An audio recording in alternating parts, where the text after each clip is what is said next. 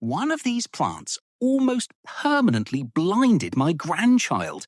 Another one cost my neighbour $2,000 to remove from a $12 plant she bought at Home Depot. And one of them is probably already in your yard right now, quietly killing a tree you spent 30 years growing. I've been gardening for decades. These are the 7 most beautiful plants I will never put in the ground again. And if you're planning your garden this season, you need to watch every single second of this before you spend $1. Before plant number 1, drop a comment right now. Have you ever planted something gorgeous that turned into a complete nightmare? Yes or no? And what state are you gardening from? I read every single one, and your answer might be the most important thing someone else sees before they make a mistake they can't undo. Plant 1. Trumpet vine. Enormous orange-red trumpet flowers. Attracts hummingbirds.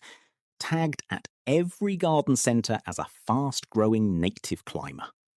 The hummingbird promise alone sells this to thousands of gardeners every spring. I completely understand why. It is genuinely spectacular in bloom. Year 1, perfectly behaved, climbing exactly where you put it. Year 2, new shoots appearing several feet away. Interesting, but manageable. Year 3, shoots coming up through cracks in the driveway, through the lawn 15 feet away, under the fence into the neighbour's yard. Year 4, aerial roots attached to your house siding, your gutters, your wood trim. Pulling them off takes the paint with them. Professional removal in the United States runs $500 to $2,000. That is the actual price of the $12 plant sitting at the garden centre right now. Aggressive in zones 4 through 9, which covers most of the continental US. In the south, zones 7 through 9, the invasion happens significantly faster. The better plant. Native coral honeysuckle, Lonicera sempervirens. Same hummingbird attraction, beautiful tubular red flowers, completely well behaved. Same visual, none of the consequences. Red flag to remember.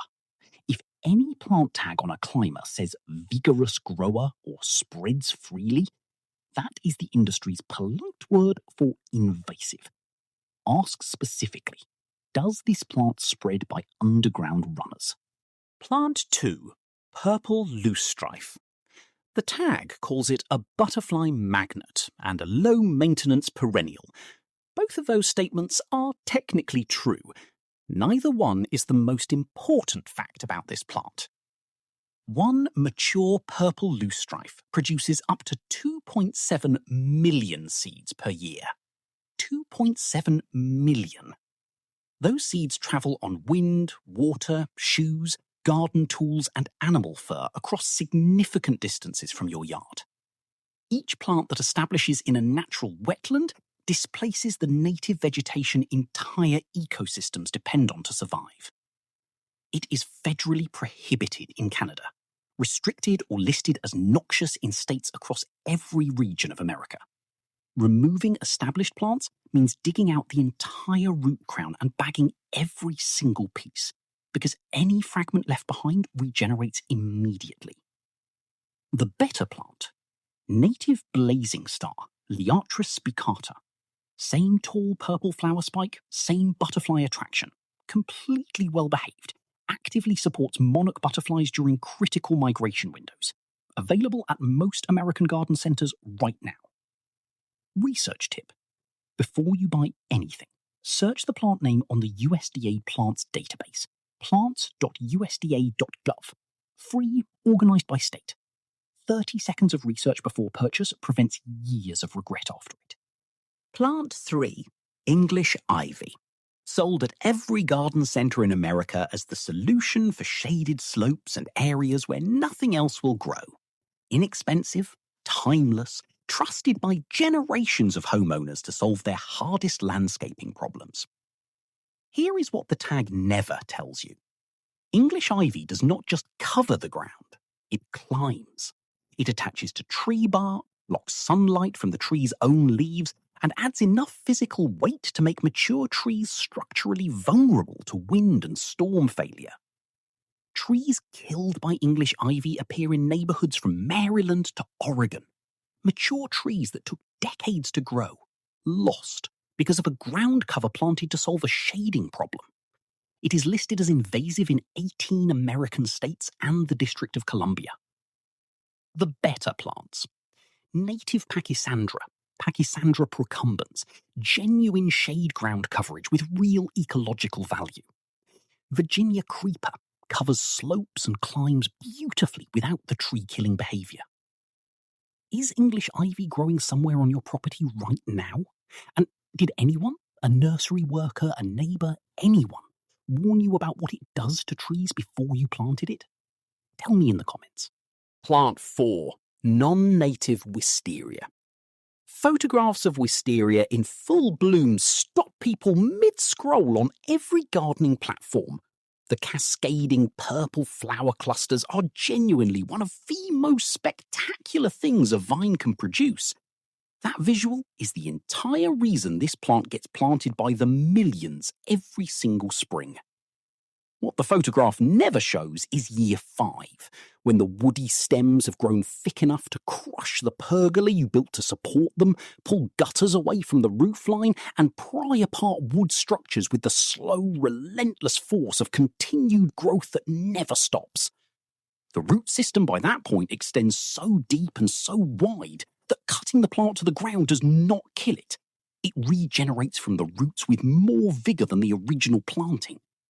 Non-native wisteria, Japanese and Chinese varieties, is listed as invasive in multiple states. The better plant. American wisteria, Wisteria frutescens, or Kentucky wisteria, Wisteria macrostachya. Both are native, both bloom spectacularly, both stay manageable. Blue Moon is the most widely available cultivar and performs reliably across most of the United States. Plant 5. Mint planted in the ground.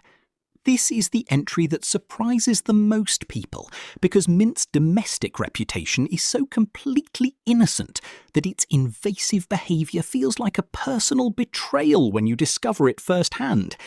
First season, perfectly contained, perfectly fragrant, growing exactly where you planted it.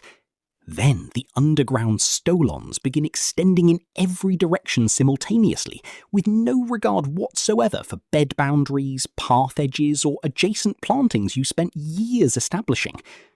Within 2 seasons, mint infiltrates every neighbouring plant's root zone. Within 3, it has travelled under hardscape, through lawn areas, and into adjacent beds, where extracting it requires removing and replanting everything it has contaminated.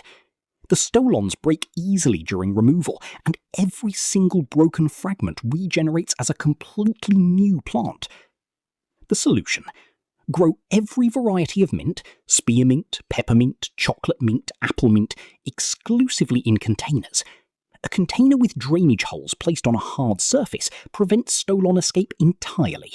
Full fragrance, full culinary benefit, 0 invasive behaviour. This is the one entry on this list where the fix is completely free and completely simple. Plant 6. Goutweed. Sold under several names: bishop's weed, snow on the mountain, ground elder. The tag delivers exactly what the frustrated gardener standing in front of it needs to hear.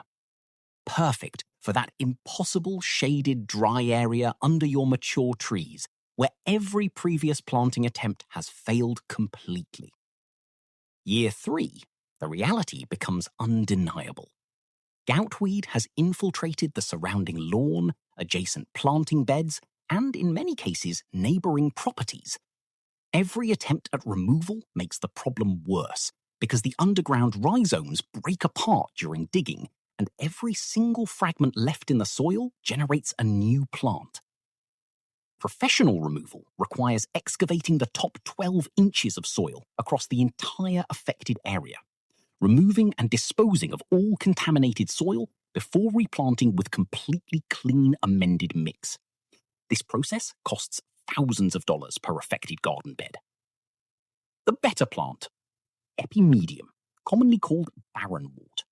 Genuine shade ground coverage, attractive foliage, delicate spring flowers, real drought tolerance under established trees, with zero invasive tendencies. Plant it once, never fight it. Plant 7. Giant Hogweed. This is the plant I referenced at the very beginning of this video, the one that almost hurt someone I love. Pay close attention to every word of this entry, because the consequences here go far beyond a damaged garden or a strained neighbour relationship. Giant hogweed produces enormous architectural white flower clusters on dramatic stems reaching 6 to 15 feet in height. Genuinely spectacular as a structural garden plant. It occasionally enters gardens through informal plant exchanges, online plant sales, or misidentification as cow parsnip, a native plant with similar appearance that is completely safe. Here is the reality every American gardener needs to understand completely. Giant hogweed sap contains chemical compounds called furanocoumarins. When these compounds contact skin, and that skin is then exposed to sunlight, the result is not a minor rash. It is a severe phototoxic burn. Third-degree chemical burns that blister severely and extensively. Burns that can cause permanent scarring. And in documented cases across the United States, permanent blindness when sap contacts the eyes. Children are the most frequently affected victims, attracted by the dramatic size of the plant while playing outdoors with no understanding of the danger they are reaching toward. American poison control centers receive documented reports of giant hogweed burns every single gardening season. Giant hogweed is a federally listed noxious weed. Removal requires full protective equipment. Long sleeves, thick gloves, eye protection throughout the entire process. In most situations, removal should be handled by professionals. Currently documented in New York, Pennsylvania, Ohio, Michigan, Virginia, Oregon, Washington, and additional northeastern states. If you encounter a very large white-flowered plant with deeply cut leaves and distinctive red mottled hollow stems that you cannot positively identify, do not touch it under any circumstances. Contact your state's Department of Agriculture for identification assistance before any removal is attempted. The better plant. Native Angelica. Angelica atralpurpurea. Dramatic, tall, architectural presence with large white flower clusters in the same visual category. Completely safe. Native to the eastern United States. Actively supports native pollinators. 7 plants. Trumpet vine for the hummingbird fence that costs $2,000 to remove. Purple loosestrife, producing 2.7 million seeds per plant per year. English ivy, killing mature trees from Maryland to Oregon.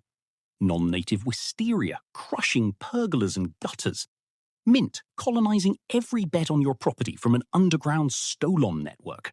Goutweed, requiring 12-inch soil excavation at thousands of dollars per bed.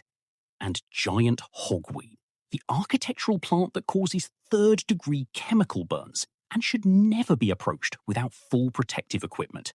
Every single one of these plants has a better alternative that delivers the same beauty without a single one of the consequences. Make the switch. Do the research before you purchase. Use the USDA database at plants.usda.gov. Ask before you plant. Subscribe. Share this video with every gardener in your life before the planting season opens. Drop a comment telling me which of these 7 surprised you the most, and tell me what plant do you personally regret planting. Your garden deserves the truth. I'll see you in the next video.